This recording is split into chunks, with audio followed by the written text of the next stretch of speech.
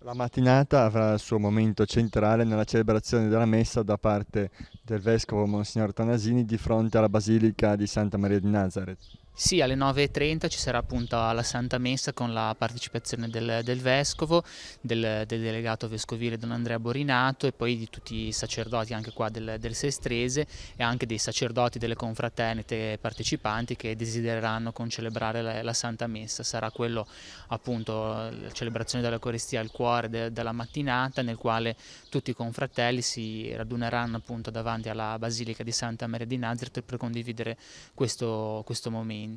Dopo la messa ci sarà una grande processione per le strade di Sestri con i crocifissi processionali portati dalle confraternite di tutta la Liguria. Esattamente, sì, solitamente a questa manifestazione c'è una partecipazione numerosa, l'evento è molto sentito,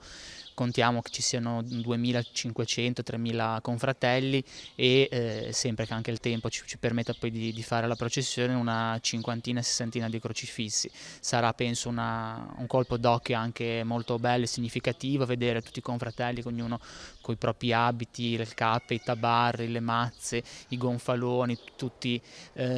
ognuno con la propria peculiarità. Pensiamo che poi il segno che ci accomuna a tutti sarà appunto quello di portare le croci, anche quelle diverse, ma tutte accomunate dalla presenza del crocifisso, quindi questo vuole essere anche poi un segno di condivisione, di unità che nel segno che poi ci accomuna tutti quanti.